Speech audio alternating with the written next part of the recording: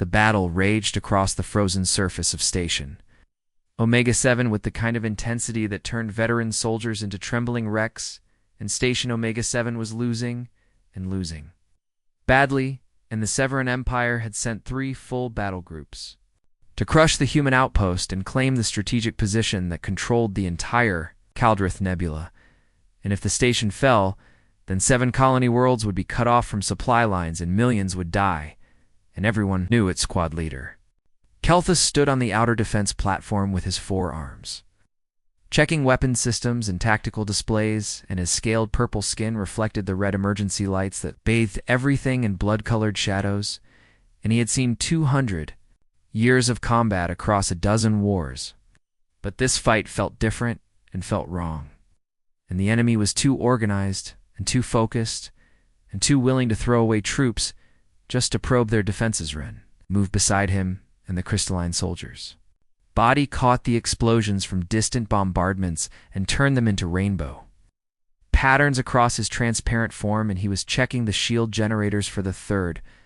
time in 10 minutes because the Severan bombardment was relentless. And the shields were holding at 60%, but that number kept dropping, and Vryn did not like numbers that kept dropping. Kura floated near the command console with her elongated head tilted in concentration, and her people did not have eyes like other species, but perceived the world through telepathic waves, and right now, those waves were screaming with the thoughts of 3,000 defenders, all feeling fear and determination in equal measure, and she filtered through the mental noise to coordinate squad movements and keep everyone fighting as one unified force. The 44th Tactical Response Unit had earned their reputation through 17 straight victories against impossible odds, and they were the best of the best, and pulled from a dozen different species across the galaxy and trained to work as a single organism, and other units called them the Unbreakables, because no enemy had ever broken their formation, or scattered their lines, or made them retreat. Kelthas watched the tactical display and saw enemy forces massing for another push against the eastern perimeter, and he opened the squad channel and gave orders in the clipped-efficient manner that saved lives and conserved breath, and within seconds, his people were moving to intercept, and the coordination was flawless and beautiful in the way that only perfect training could achieve. The Severan came in waves in their battle. Armor gleamed silver and black, and they moved with the confidence of an empire that had conquered half the known galaxy, and their weapons tore through defensive barriers and melted armor and turned soldiers into vapor. But the 44th held the line and gave ground only when tactically advantageous, and made the enemy pay for every meter in blood. Kelth's lead a countercharge with his squad following in perfect formation, and his weapons blazed and cut through enemy shields, and he felt the familiar rhythm of combat settle over him like an old coat, and comfortable and well-worn, and he had done this so many times that his body moved on instinct, while his mind calculated trajectories and firing solutions and tactical adjustments from absorbed 3 direct hits from plasma cannons and redirected the energy back at the attackers in a focused beam that cut through their ranks like a blade through smoke. And his crystalline structure was designed for exactly this kind of combat, and he was effectively immortal as long as he had energy to absorb, and there was always energy on a battlefield. Kira reached into the minds of advancing enemies and found their tactical frequencies and fed false information that sent 2 squads running directly into prepared kill zones in her species. Considered this kind of mental warfare distasteful, but effective and right. Now effective was all that mattered. The battle continued for 6 hours, straight without pause, and the defenders held but barely, and casualty reports kept climbing in supply. Caches kept depleting, and everyone knew they could not sustain this level of combat for much longer, and reinforcements were 3 days away, and 3 days might as well be 3 years. Then something changed. Selphas noticed it first on the tactical display, and a gap in the Severan formation that made no tactical sense in enemy units pulling back from a position they had almost taken, and confused chatter on intercepted communications, and something about an unknown contact, and then the communications went silent. The silence lasted exactly 47 seconds. Eastern perimeter exploded with violet fire that reached up into the sky like a pillar connecting ground to stars in the flames, moved with purpose and intelligence, and carved through. Severan battle mechs, like they were made of paper and soldiers, scattered and died in their screams. Cut off almost before they began, Cletha switched his visual feeds to the Eastern cameras and saw something that made his tactical mind stumble. And a young woman walked through the burning battlefield with silver hair that flowed behind her despite the lack of wind, and her ears were pointed and rose above her head in a way that marked her as something from old legends, and she wore armor that seemed to shift between metal and leather and energy, and carried a rifle that glowed with runes. Beside her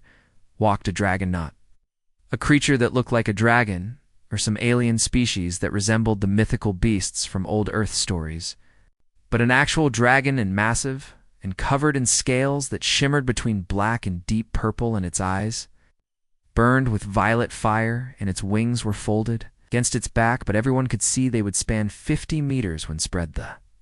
woman moved without hurry, and her pace was steady and calm, like she was taking an evening walk through a garden instead of a battlefield. Her thousands fought and died, and her dragon companion moved with her in perfect synchronization, and their bond was visible in the way they never looked at each other, but always knew where the other was. A Severan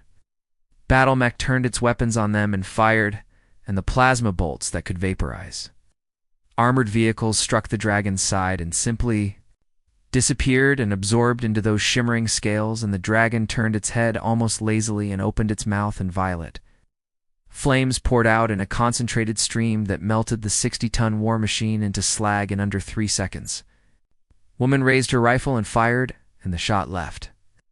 a trail of silver light and struck a Severan command vehicle, and the entire thing exploded from the inside out. And then she fired again and again, and each shot was perfect, and each shot found something vital and destroyed it. Compella Clathis tried to hail her on all frequencies and emergency bands, and even old analog radio, but got nothing, and she did not acknowledge their attempts at communication, and did not slow her advance, and did not show any sign she even knew the 44th Exist. Edvin watched through the tactical feed and calculated the destruction she was causing, and his crystalline mind was built for math and probabilities, and the numbers he was seeing made no sense. And one person and one dragon were dismantling an entire battalion in real time, and the efficiency was beyond anything in his tactical data. Basekia reached out with her telepathic senses and tried to touch the woman's mind, and found nothing, and complete emptiness, like reaching for something in the dark and finding only void, and that should have been impossible, because every living thing had some kind of mental presence, and even the most disciplined minds showed something, but this woman showed nothing at all. The dragon was worse, and when Kira's telepathic probe touched its consciousness, she recoiled instantly, and the dragon's mind was vast and ancient and aware, and it had noticed her intrusion and regarded her with something between amusement and warning, and she pulled back her senses and decided that trying to read the dragon's mind was a spectacularly bad idea. The woman and her dragon spent exactly 4 minutes and 17 seconds on the eastern perimeter, and in that time they eliminated an entire Severan battalion and destroyed 12 battle mechs and 47 armored vehicles, and killed or scattered 362 soldiers, and then they simply walked away.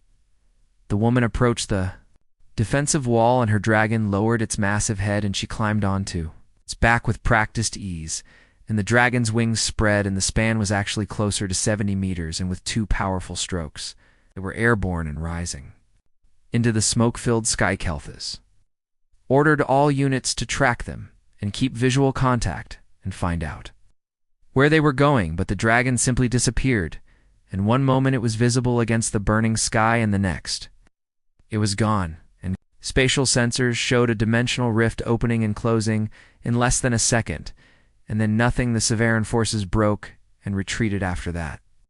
and their morale shattered by whatever that woman and her dragon represented, and the battle was won, but nobody celebrated because everyone was trying to understand what they had just witnessed. It stood in the command center 2 hours later and reviewed the footage for the 7th time, and watched the woman's calm face and steady pace and the dragon's devastating power, and he had fought, crossed the galaxy, and seen 100 different species and 1,000 different weapons. But nothing like this. His communication console blinked with an incoming priority message, and he opened it and found orders from High Command, and the message was brief and direct and simple: and find the unknown combatant and determine if she represented an asset or a threat to the war effort and bring. The investigation took 3 days of analyzing energy signatures and dimensional distortions and tracking the residual traces left by the dragon's spatial rift, and Vren worked with the station's best scientists, and they finally isolated a pattern that pointed to a specific sector of space. And when they pulled up the galactic charts, everyone in the room went silent. The coordinates led to a region marked in red with warning symbols and quarantine notices, and the official designation was Terra Exclusion Zone Gamma, but most spacers just called it the Dead Zone, and ships that entered never returned. And probes sent and lost contact within hours, and the Galactic Council had sealed it off 200 years ago and forbidden any approach. Kelthas pulled the files and found most of the information heavily redacted and classified at levels that required council authorization to access.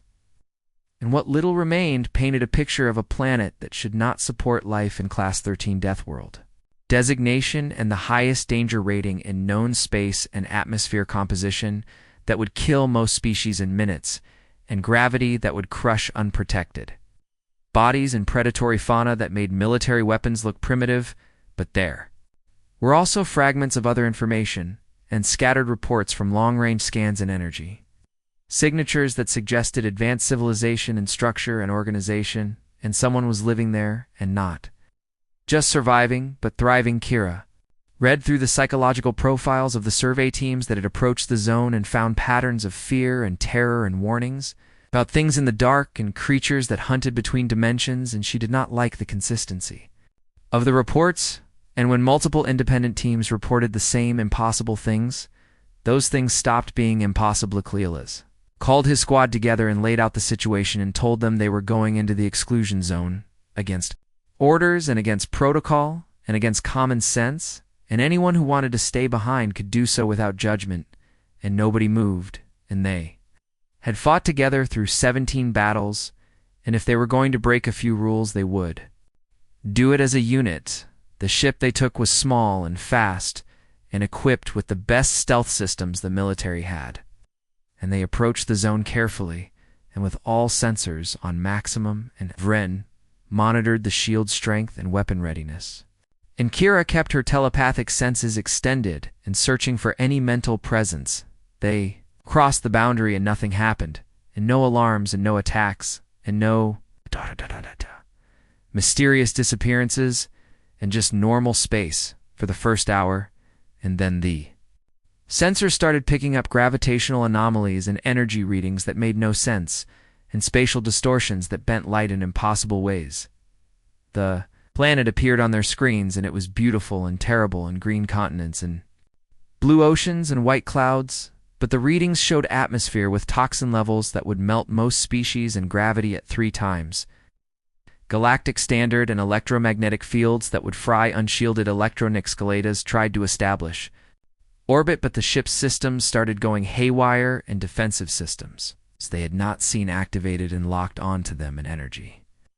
Weapons charged, and his tactical display showed at least 50 targeting solutions, and all of them lethally tried,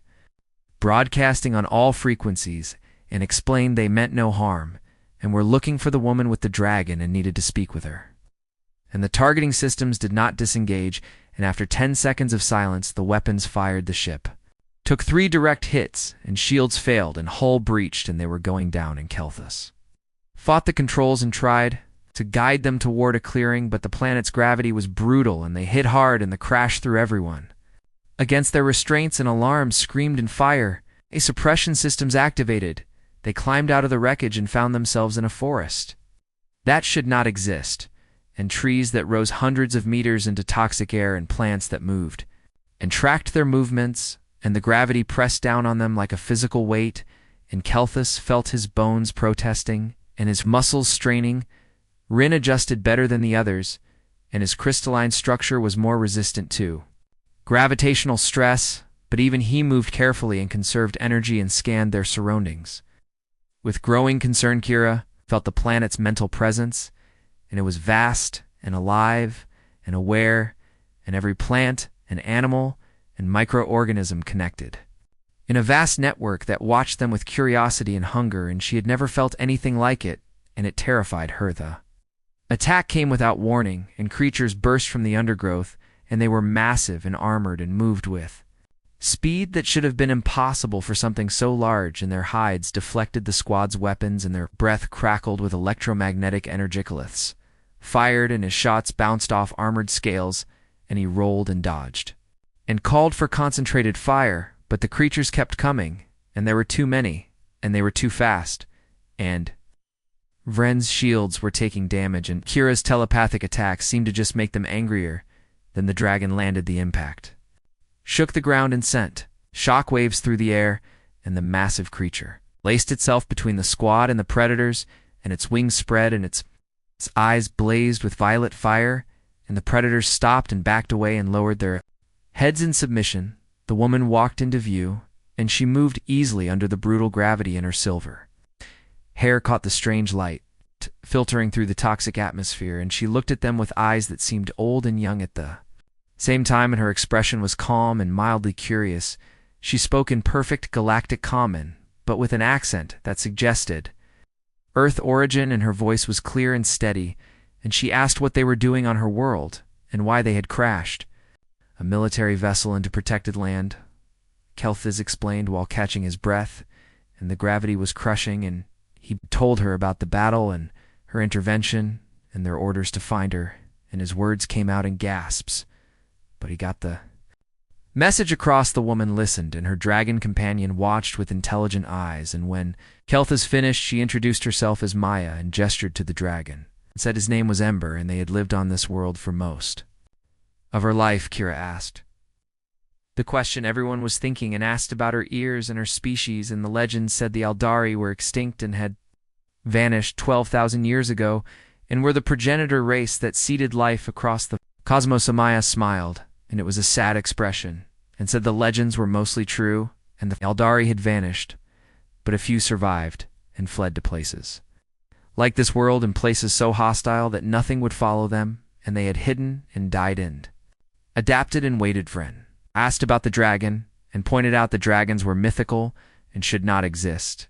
and Maya laughed and said that many impossible things existed when you stopped limiting what was possible, and Ember was as real as any of them, and probably older than their civilization's scouts. Tried to negotiate and offered her a deal, and said the Galactic Council would grant her people autonomy and end the quarantine if she helped them win the war, and the Siveran Empire was conquering world after world, and millions were dying. Maya's expression did not change, and she said her people did not want the galaxy's recognition and had chosen isolation deliberately, and had watched the civilized species for thousands of years and seen what they had become, and wanted no part of it. But then Kira did something desperate and reached into Maya's mind with her telepathic abilities, and shared the memories of the war and the burning worlds and the enslaved populations, and the children crying and the soldiers dying and all the suffering. The Siveran Cosma's eyes darkened, and her calm expression cracked, and Ember growled, and the sound resonated in their bones and made the ground vibrate, and the predators in the forest retreated further, and Maya stood silent for a long moment. She asked about the Siveran, and what they were really after, and why they fought with such determination, and Kelthis admitted they did not know, and the enemy's goals were unclear beyond simple conquest. Maya closed her eyes, and when she opened them again, they held a decision, and she said she would help them, but had conditions, and they needed to understand what they were asking and the price. That the Siveran were not simple conquerors, were searching for something in ancient weapons from the Aldari era, in artifacts that could break reality itself, and if the enemy found them, the war would be the least of their problems. Kelthis asked how she knew this, and Maya said her people had spent 12,000 years making sure those weapons stayed lost and hidden and forgotten, and now someone was looking, and that meant her isolation was over. She told them they had a choice, and turn back now and report that they found nothing, or stay and bind themselves to a mission that might cost them everything and there was no middle ground and no safe option. Ren asked what kind of binding, and Maya said it was called a blood compact, and an ancient ritual that would tie their fates together, and if any of them betrayed the mission, the compact would exact punishment. And it was not something to enter light. Like Kira felt the weight of the decision and reached out to the squad telepathically and shared her thoughts, and the 6 hours passed in a blur of preparation, and Maya led them deeper into the forest, and the path wound through trees that seemed to watch them and past streams that glowed with bioluminescent organisms, and the gravity never relented, but somehow their bodies began adapting, and the crushing weight became merely oppressive. They arrived at a clearing where crystalline towers rose from the ground and pulsed with soft light, and the structures were ancient and beautiful, and clearly not built by human hands, and Maya explained these were remnants of her people's civilization and built when the Aldari still walked openly among the stars. Other figures emerged from the shadows, and more elves with the same pointed ears and ageless eyes, and they wore simple clothes and carried themselves with quiet dignity. And they watched the squad with curiosity and caution and some hostility. Older elf approached, and her hair was pure white, and her face lined with age that suggested centuries. And she spoke to Maya in a language that sounded like music and wind, and Maya responded in the same tongue, and their conversation was brief and intense. Maya turned back to the squad and explained that her elder had given permission for the ritual, but warned them that the compact was permanent and binding, and once sealed could only be broken by death, and the elder did not trust outsiders, but trusted Maya's judgment. Van asked if there was another way and some method that did not involve mystical bonds, and Maya shook her head and said the compact was necessary because they would be fighting forces that used both technology and magic, and without the bond they would be vulnerable to manipulation and betrayal. Kira extended her telepathic senses toward the other elves and found their minds protected by barriers she could not penetrate, and their thoughts hidden behind walls of discipline and training, and she realized these people had mastered mental defenses that her entire species had never achieved. The twin moons rose as the sun set and bathed the clearing in silver and blue light, and the crystalline towers responded and began glowing brighter and humming with energy that resonated in their bones. Maya retrieved a blade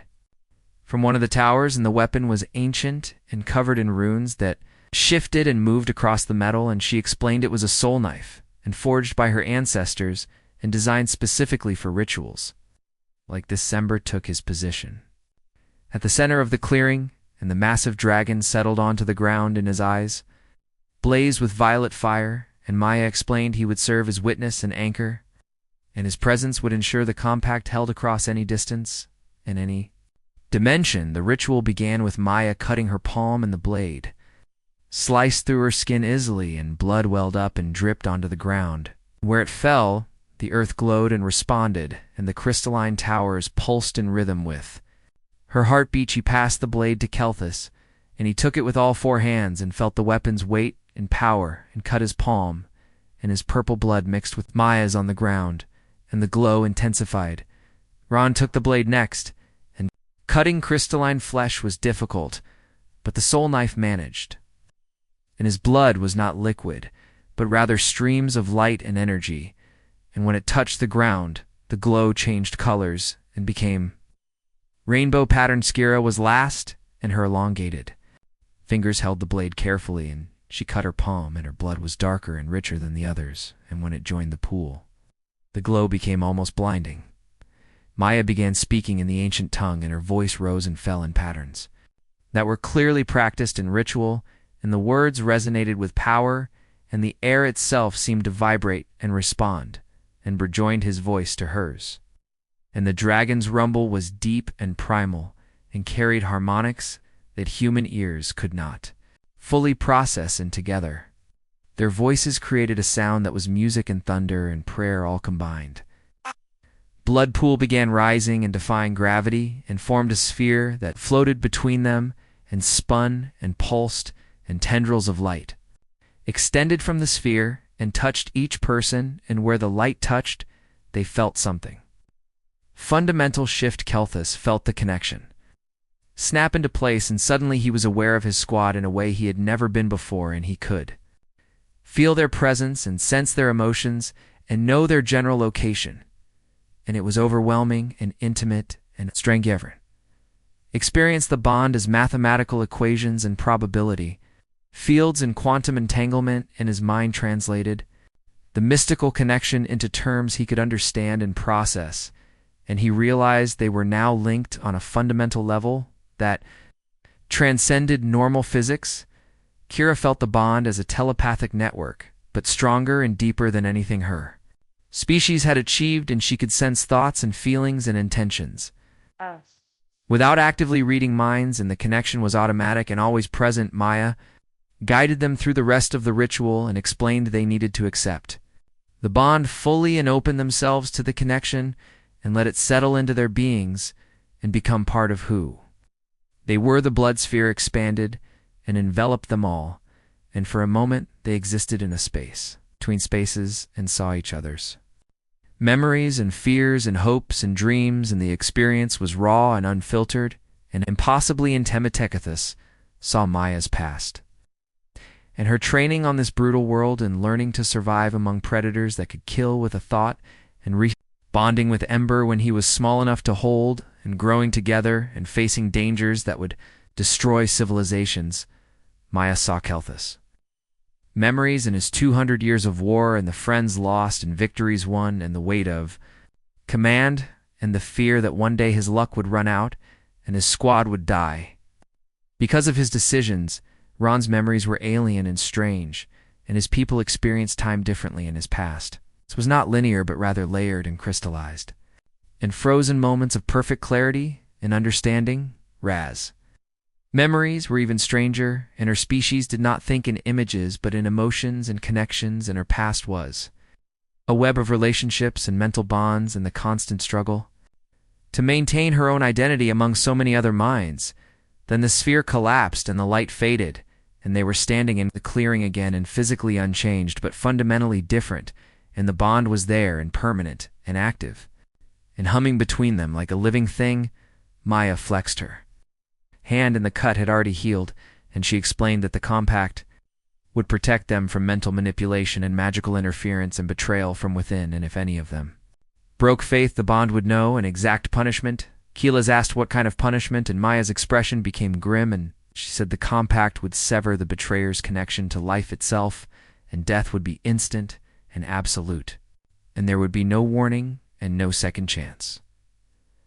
Friend calculated the implications and realized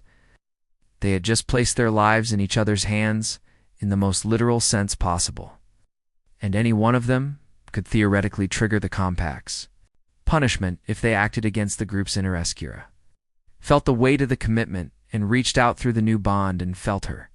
squad mates and Maya and even Ember's vast ancient presence, and realized they were now a family in a way that transcended species and culture and choice. Maya led them back through the forest, and the predators they had encountered earlier now gave them wide berth and seemed to sense the change and recognize the bond and respect what it represented. They arrived at a structure built into the side of a cliff, and the building was part technology and part magic and rooms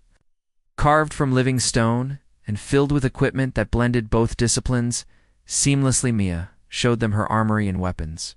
that channeled life force and turned biological energy into devastating attacks, and armor that repaired itself and adapted to threats and tools that should not exist, according to USC Galactic Science. She began equipping herself and selected a rifle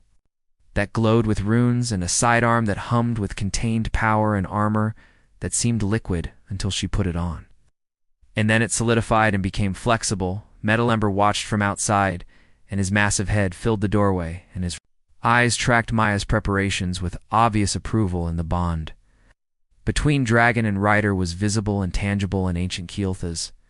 asked about their first target and where they would strike, and Maya pulled up a holographic display that showed Severan territory and highlighted a fortress world on the outer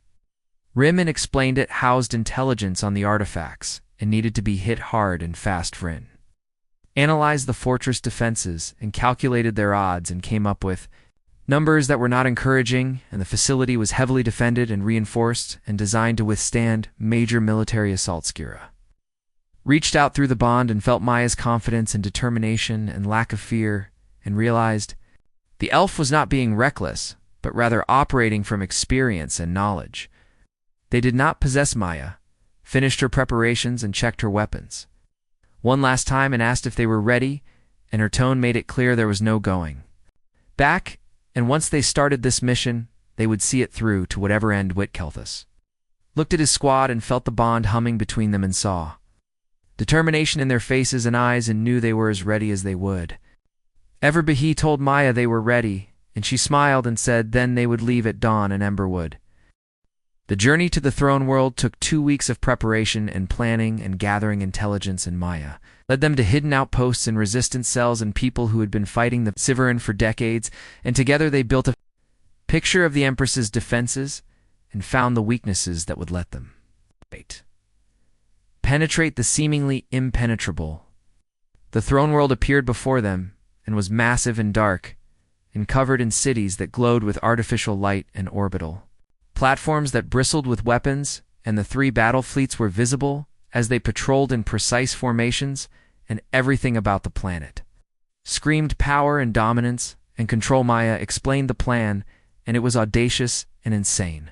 and relied on timing and coordination and the bond between them, and they would split up and hit multiple targets simultaneously and create chaos and confusion, and use that chaos to reach the ritual site at the planet's core. Ember would carry Maya directly to the Empress's palace and serve as both transport and weapon, and his ability to phase between dimensions would let them bypass the outer defenses and get close before anyone realized they were there. Kelthus and his squad would infiltrate the key vaults and destroy the sundering keys and prevent the ritual from being completed, even if Maya failed to stop the Empress, and it was a backup plan and a suicide mission, and everyone knew it. The bond hummed between them and carried shared emotions and determination and fear and acceptance, and they had fought together and bled together, and now they would face the end together, and there was comfort in that knowledge. Ember dove toward the planet, and his wings cut through space, and atmosphere and defensive systems activated and tried to track him. But the dragon phase shifted and became partially intangible in attacks passed through his form and exploded harmlessly behind them. They reached the upper atmosphere and separated, and Kelthus and his squad dropped in stealth pods and fell toward different key vault locations, and Maya and Ember continued toward the palace, and the bond stretched but held, and they could still feel each other across the distance. Kelthus pod hit the surface near the first vault, and he emerged into chaos, and alarms were already blaring, and soldiers were mobilizing, and someone had detected their approach, and the element of surprise was compromised, but they had expected that he fought his way toward the vault, and his weapons blazed, and his forearms moved in perfect coordination, and years of combat experience guided every motion, and behind him he felt Ren and Kira fighting at their own locations, and through the bond he knew they were succeeding. The vault doors were massive and reinforced and designed to withstand orbital bombardment, and Kelthus planted charges and set timers and moved to cover, and the explosion was massive and tore through the doors and exposed the interior. Inside he found the first sundering key, and it was ancient and beautiful and terrible, and covered in runes that hurt to look at, and hummed with power that made reality itself feel thin and fragile. And he understood why Maya had been so terrified. He placed charges around the key and activated them and ran in the explosion. When it came was not normal fire and energy, but something else, and the key shattered, and where it broke, reality screamed, and dimensional tears opened and closed and stabilized, and the vault collapsed into itself. Through the bond he felt Friend succeeded his target, and the second key was destroyed, and then Kira finished her mission, and the third key was gone, and 3 of the 7 sundering keys were now permanently destroyed, and that left 4 in the Empress's possession. Keylets tried to reach the extraction point, but enemy forces were converging and blocking his path, and he was surrounded and outnumbered, and his weapons were running low on ammunition, and his shields were failing, and he knew he was not getting out through the bond. He felt his squad in similar situations and trapped and fighting to their last breath, and he felt Maya far above, engaged in her own desperate battle, and the bond carried her determination and her fear and her resolve. The palace, Maya and Ember crashed through defensive barriers and energy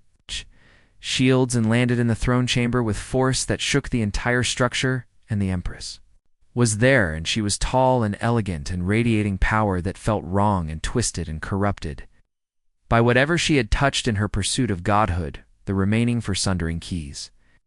orbited around the Empress and glowed with sickly light, and reality bent around them and through them, and the ritual was already beginning, and the void between was pressing against the barriers of normal space and trying to break through. Maya fired her rifle, and the shots should have killed, but the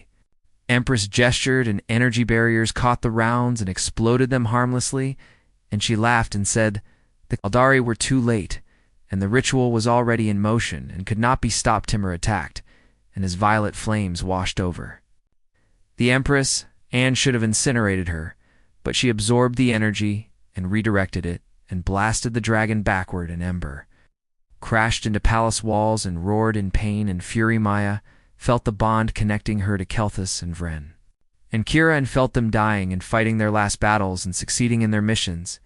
and she drew strength from their sacrifice and determination. She reached deep into herself and into her connection with Ember and pulled on power they had been saving and hoarding and protecting for exactly this moment, and her body began glowing with runic light, and her armor blazed, and her weapons channeled life force in amounts that should have killed. Hertha Empress noticed the change, and her expression shifted from amusement to concern, and she began chanting in an ancient tongue, and the ritual accelerated, and the void between tore open, and reality shattered like glass. Things began emerging in entities that should not exist,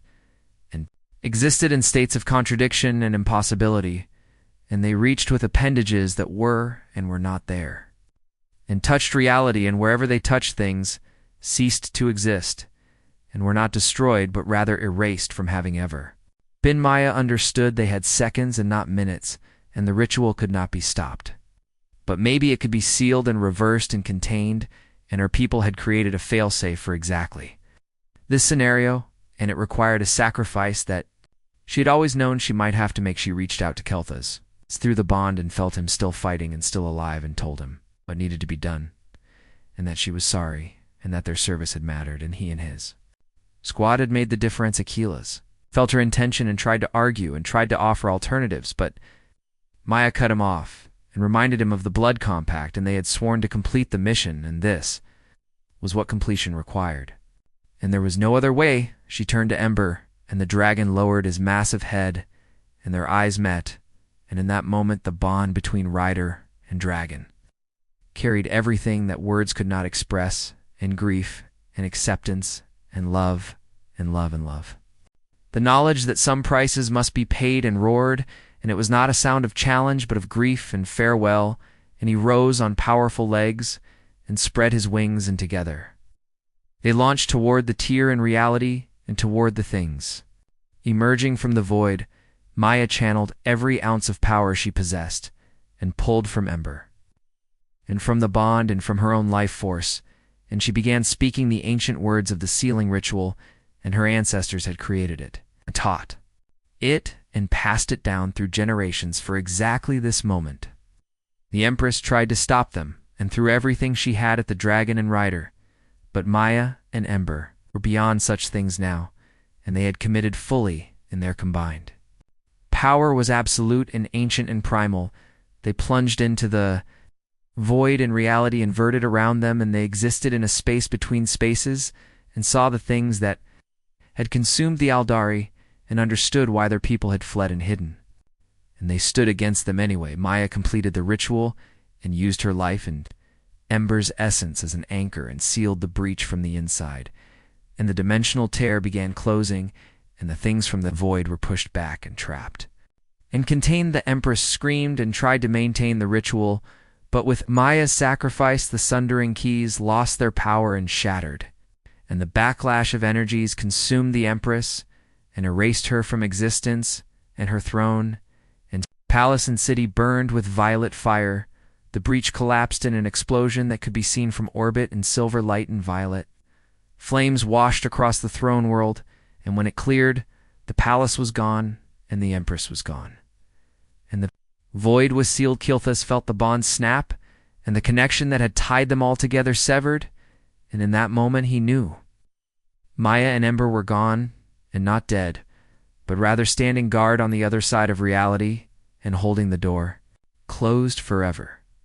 The Siveran Empire broke without the Empress, and leadership collapsed, and fleets surrendered, and the war ended not with triumph, but with hollow victory and millions saved, but at a cost that felt too high. Months passed, and the galaxy tried to recover and rebuild, and the 44th Tactical Response Unit was honored and celebrated and given medals and commendations, and Kelthus accepted them with empty hands and hollow heart. He stood with Vren and Kira at a memorial on Maya's Deathworld, and her people had erected it and carved from living stone and inscribed with her name and embers, and the elders spoke words in the ancient. The dimensional travel lasted seconds and eternities simultaneously, and when Ember emerged from the rift, they were in orbit around the Siveran fortress world, and the transition was so smooth the squad barely felt it, and Maya slid from the dragons back and gestured for them to follow, and they descended toward the planet's surface under cover of Ember's natural stealth abilities. The fortress rose from a barren landscape and was massive and dark and covered in weapons, platforms, and shield generators and sensor arrays, and Keltha's tactical mind cataloged at least 50 different defensive systems, and every one of them lethal and overlapping and designed to prevent exactly what they were attempting. Maya did not seem concerned, and she moved with the same calm pace she had shown at Station Omega-7, and explained they would not assault the fortress directly, but rather infiltrate and gather intelligence and eliminate key targets and let chaos do the rest of the work. They landed a kilometer from the outer perimeter, and Ember phase shifted and became partially invisible in his massive form, blended with shadows and rock, and became nearly impossible to detect. And Maya explained the dragon could manipulate his own dimensional presence and exist partially in normal space and partially elsewhere. The approach was tense and careful, and they moved through terrain that offered minimal cover and past sensor grids that should have detected them, but Maya led them along paths that somehow avoided detection. And when Kelthus asked how she knew, she simply said, "Deathworlds taught you to understand patterns and movement and energy flow." They reached the outer wall, and Maya placed her hand against the barrier and closed her eyes, and the runes on her armor began glowing, and after a moment, the wall shimmered and became permeable, and they walked through solid matter like it was fog. Vren analyzed the phenomenon, and his crystalline mind tried to categorize it and failed. And this was not technology and not any physical process, he understood, and Maya explained it was called phase walking, and her people had learned it from studying how Ember moved between dimensions. Inside the fortress they found themselves in maintenance tunnels, and the passages were dark and cramped and filled with the hum of machinery, and Maya moved through them like she had memorized the layout. And Kelthas realized through the bond that she was somehow reading the fortress itself and understanding its structure through methods he could not comprehend. They encountered their first patrol, and 6 Siveran soldiers moving in standard formation, and Maya did not slow her pace, and her rifle came up and fired, and the shots were nearly silent, and each one found a target, and the soldiers dropped before they could raise an alarm. Kelthas had seen plenty of combat, but Maya's efficiency was different, and she did not react to threats, and she anticipated them and moved into position before enemies appeared and shot before they raised weapons, and her entire approach was about prediction rather than response. Kura felt through the bond that Maya was not reading minds, but rather understanding probability and cause, an effect in seeing how actions would unfold based on patterns and training, and Maya had spent her life on a world where hesitation meant death, and her survival instincts were honed to a degree that seemed supernatural. They reached a junction, and Maya signaled for them to wait, and she moved forward alone and disappeared around a corner in 30 seconds. Later she returned and gestured for them to follow, and when they rounded the corner, they found 8 more Siveran soldiers dead, and their bodies arranged to not trigger motion sensors. Ren asked how she predicted their patrol routes, and Maya explained that Deathworld predators followed patterns, and soldiers were just predators with rules, and once you understood the rules, you could predict the patterns and exploit them. They descended deeper into the fortress and passed security checkpoints and guard posts and weapon emplacements, and Maya led them through blind spots and gaps in coverage and used phase walking when necessary, and the deeper they went, the more Kjelthus realized they were not just infiltrating, but hunting. The intelligence vault was 3 levels below ground and protected by systems that would make a frontal assault suicidal and energy barriers, and automated defenses and guard rotations and biometric locks, and Maya studied it for exactly 40 seconds and then began dismantling the security with practiced efficiency. Used her rifle to disable power junctions and her armor's runes, to disrupt energy fields, and her own knowledge to bypass biometric locks, and within 5 minutes they were inside and the vault's alarms had never triggered. 8. Data storage was extensive, and Kjelthus began copying files in his military hardware, interfaced with the Siveran systems, and pooled intelligence about troop movements and supply lines and strategic targets, and then he found the classified section about artifacts. The files were horrifying and detailed and showed that the Siveran had been searching for ancient Eldari weapons for decades and had located 3 of 7 artifacts called Sundering Keys, and each key could tear open dimensional barriers and access something called the Void. Between Maya's reaction was immediate and visceral, and her calm composure shattered, and her face went pale, and she grabbed Kjelthus and demanded to see the files, and her hands shook and threw the bond. They all felt her fear, and it was raw and primal and absolute. She read through the intelligence, and her silver eyes grew wider and darker, and she began cursing in the ancient tongue, and her voice was tight and strained, and when she finished, she looked at them, and her expression was haunted. She explained that the void between was why the Eldari had vanished, and they had opened a door to that realm thinking they could control it and use its power, and they had been wrong and catastrophically wrong, and what came through had consumed their civilization. The survivors had fled and scattered and hidden and bound themselves to deathworlds and places so hostile that the things from the void would not follow, and they had spent 12,000 years making sure those doors stayed closed and those keys stayed lost now. The Siveran had found 3 keys and were searching for the remaining 4, and their goal was not conquest, but ascension, and the Empress believed she could harness the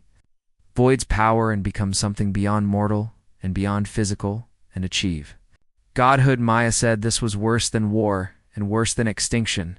and if the Siveran opened that gateway, it would not just end their species, but end all life and all reality, and everything would be consumed and dragged into the endless dark. Kjelthus asked what they should do, and Maya's answer was simple and terrifying, and they had to kill the Empress and destroy the keys and do it before the ritual was completed, and the timeline according to the files was less than a month. Friend calculated the probability of success, and his numbers were grim, and they were 1 squad against an empire, and the Empress was protected by armies and fleets and fortress worlds, and the tactical situation was effectively impossibly affelled through the bond. That Maya was not concerned with probability, and she had lived on a world where impossible was just the starting point, and survival meant doing what should not be possible and succeeding. Where logic said you should fail, Maya began downloading additional intelligence, and her hands moved quickly and efficiently, and she pulled data on the Empress's location and the other keys and the SHEs and the ritual requirements and security protocols, and within minutes she had built a picture of what they faced. The Empress was on the throne world and protected by 3 full battle fleets and planetary shields and an army of elite guards, and the keys were stored in separate vaults, and the ritual site was at the planet's core and accessed through dimensional gates that only the Empress could open. Maya finished copying the data and turned to face them, and her expression was set and determined. And she said they had a choice, and they could report this to the Galactic Council, and let the military handle it and probably fail, or they could take the mission themselves and do what needed to be done. Kelthas understood what she was really asking, and she was offering them an out and a chance to walk away before things became truly suicidal, and they had fulfilled their part of the bargain by helping infiltrate the fortress and gather intelligence. He looked at his squad and felt the bond connecting them, and saw determination in their faces, and Vren's crystalline form was steady in Kira's. Telepathic presence was calm and resolved, and they had fought together through 17 battles, and this would be their 18th, he told Maya. They were committed, and the bond had tied their fates together, and they would see this through too. Whatever end came, and Maya smiled, and it was grateful and sad, and she said then they needed to move because fortress alarms had just been triggered. The security breach had been discovered, and alerts were blaring, and soldiers were mobilizing, and automated defenses were activating, and they had maybe 3 minutes before the entire facility locked down and trapped them inside Maya. Led them running through corridors, and they moved fast and hard and used the chaos to their advantage. And when soldiers appeared, they were eliminated quickly and efficiently and left behind as the squad pushed toward the exit. They reached the outer wall, and Maya Phase walked them through, and they emerged into open air, and Ember was already there, and his massive form materialized from shadows, and they climbed onto his back, and the dragon launched skyward with powerful wing strokes.